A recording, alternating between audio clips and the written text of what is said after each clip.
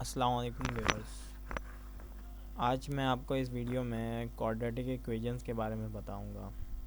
इससे पहले मैंने वीडियोस में आपको बेसिक अलजेब्रा के बारे में कुछ चीज़ें बताई थी, तो उसी को आगे लेते हुए चलते हुए मैं आपको क्वाड्रेटिक इक्वेशंस के बारे में बताऊंगा। बेसिकली क्वाड्रेटिक इक्वेशन वो इक्वेशंस होती हैं जिसमें आपकी जो है वेरिएबल की पावर मैक्सिमम 2 हो, मैक्सिमम 2 नहीं बल्कि 2 ही हो, और इसकी जनरल फॉर्म आपके पास ये आ रही है ax² plus B x plus C equals to 0। और जैसा कि मैंने आपको पिछली वीडियो में बताया था कि ये जो वेरिएबल्स होते हैं ये हमारे लिए अननोन होते हैं। ऐसी वैल्यूज़ जिनकी ऐसी चीज़ें जिनकी वैल्यूज़ हमें पता ना हो, अननोन हो, तो उसको हम वेरिएबल से रिप्रेजेंट करते हैं। यहाँ हमारे पास वेरिएबल जो है वो x है। अच्छा, बाकी जो यहाँ पे जो चीज़ें हैं जैसे ए बी और सी, ये कांस्टेंट कहलाते हैं। इनकी वैल्यू जो होती है वो फिक्स होती है, इसलिए इसको कांस्टेंट बोलते हैं और इनकी वैल्यूज़ हमें पता होती हैं। अच्छा, यहाँ पे जो कांस्टेंट ए है वो हमेशा ज़ीरो के इक्वल नहीं होगा।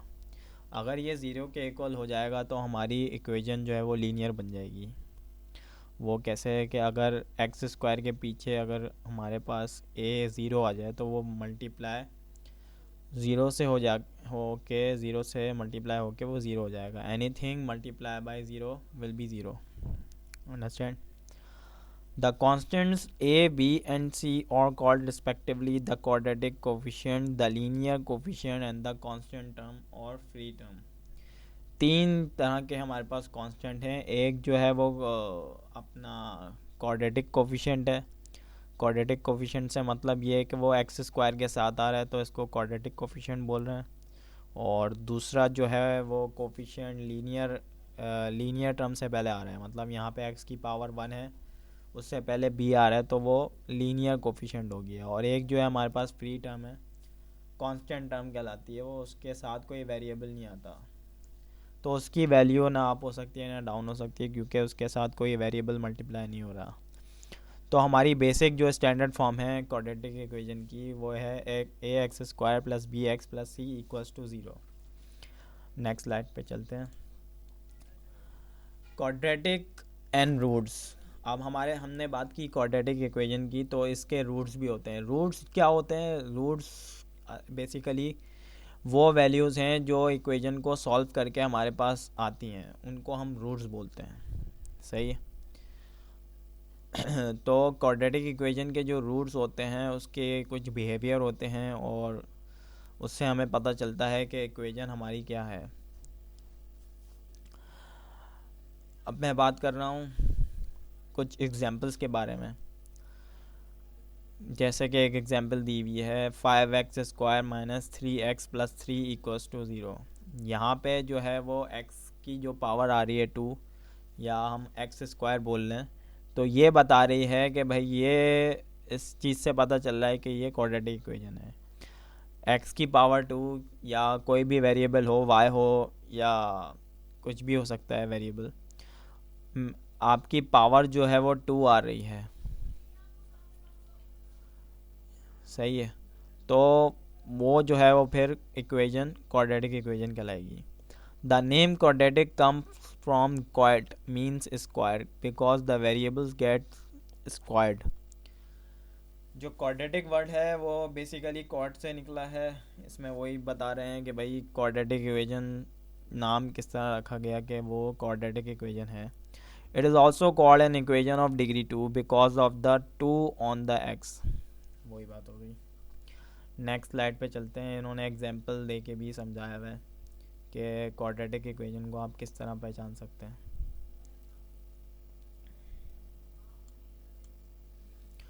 A real number a is called the root of the quadratic equation। इसमें जो बात हो रही है रूट्स की, तो रियल नंबर जो हमारे पास a है वो अल्फ़ा है। सॉरी, मैंने बात की थी ना रूट्स की, तो रूट्स हमारे पास जो होता है वो एक तरह से सॉल्यूशन होता है। किसी भी इक्वेशन का जो सॉल्यूशन होता है वो हमारे रूट्स की शक्ल में आता है। जो एक्स की वैल्यूज़ आती हैं वो बेसिकली वही रूट्स होते हैं। तो यहाँ पे उन्होंने एक रियल नंबर दे दिया है भाई कि ये अल्फ़ा जो है वो इसका रूट है। तो हमने सपोज कर लिया कि अल्फ़ा जो है वो इसका रूट है। If alpha is a root of this equation then we say that x equals to alpha satisfied the equation x square plus B x plus C equals to zero. वही बात हो गई भाई, एक्स अगर हम इस equation को solve करें तो एक्स की वैल्यूज़ आती हैं। तो हम ये मान लें कि भाई अगर अल्फ़ा जो है वो इसका रूट है या अल्फ़ा इसका जो आंसर है, तो एक्स की वैल्यू हमारे पास क्या आनी चाहिए, अल्फ़ा आनी चाहिए। अब जब एक्स की वैल्यू अल्फ़ा आएगी तो जाहिर सी बात है वो इस इक्वेशन को सेटिस्फाई करेगी। भाई वही बात हो गई ना, यहाँ इस इक्वेशन को सॉल्व करके मैं एक्स की वैल्यू निकालूँ, सही है, या मैं एक्स की वैल्यू इसमें पुट कर दूँ तो ये वाली साइड जो है वो इस साइड के राइट हैंड साइड के इक्वल आ जाए। तो ये मैं मान लूँगा भाई कि ये अल्फ़ा जो है वो इस इक्वेशन का रूट है और एक्स जो है वो अल्फ़ा के इक्वल है। वही बात हो रही है सेकंड वाले उसमें कि भाई x equals to alpha is a solution of the equation. The root of quadratic equation zero are called the zeros of the polynomial x square plus B x plus c. Roots जो हैं किसी भी polynomial equation के या ऐसे ही equation जिसको equate कर रहे हो ज़ीरो से, तो उसमें जो है रूट्स जो हैं वो ज़ीरोज़ कहलाते हैं। नेक्स्ट स्लाइड पे चलते हैं अपनी। मोर एग्जांपल्स उन्होंने और एग्जांपल दी हुई हैं कि भाई 2x square plus 5x plus 3 equals to zero. इसमें जो है वो आप बता सकते हैं कि भाई a क्या है, b क्या है और c क्या है। सिंपली उन्होंने जो है वो आइडेंटिफिकेशन बताई हुई है कि भाई हमारे पास एक इक्वेशन है तो उसको किस तरह आइडेंटिफाई किया जाएगा कि भाई a जो है हमारे पास एक्स स्क्वायर का जो कोफिशिएंट है वो स्टैंडर्ड फॉर्म से कंपेयर करें अगर हम A X square plus B x plus C equals to zero, तो हमारे पास a की वैल्यू 2 आ जाएगी, b की वैल्यू 5 आ जाएगी एंड देन c की वैल्यू जो कांस्टेंट टर्म है इस जिसके साथ कोई वेरिएबल नहीं आ रहा वो c है, तो c इक्वल्स टू 3 आ जाएगा। इसी तरह अगर सेकंड एग्जांपल देखें, इसमें आ रहा है x square minus 3x equals to zero. अच्छा, इसमें जो है वो दो टर्म आ रही हैं। जब भी हमारे पास कोई टर्म मिसिंग हो तो वो उसका जो है वो कोफिशिएंट क्या हो जाता है, ज़ीरो हो जाता है।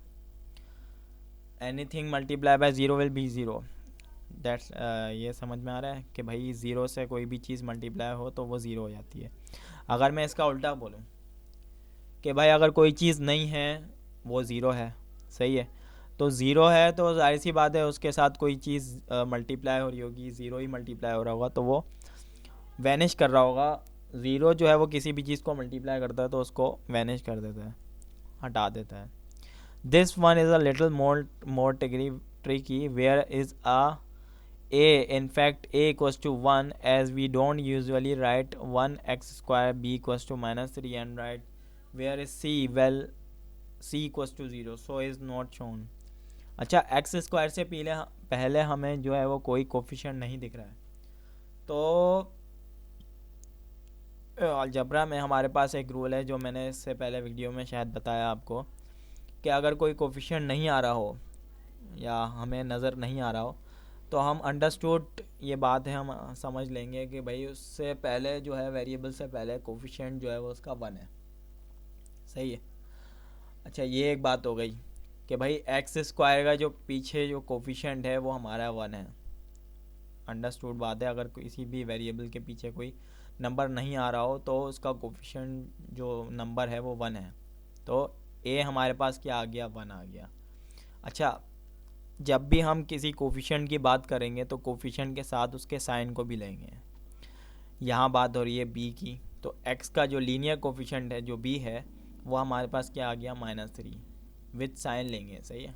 प्लस होता है तो अंडरस्टूड है तो प्लस लिखते नहीं है।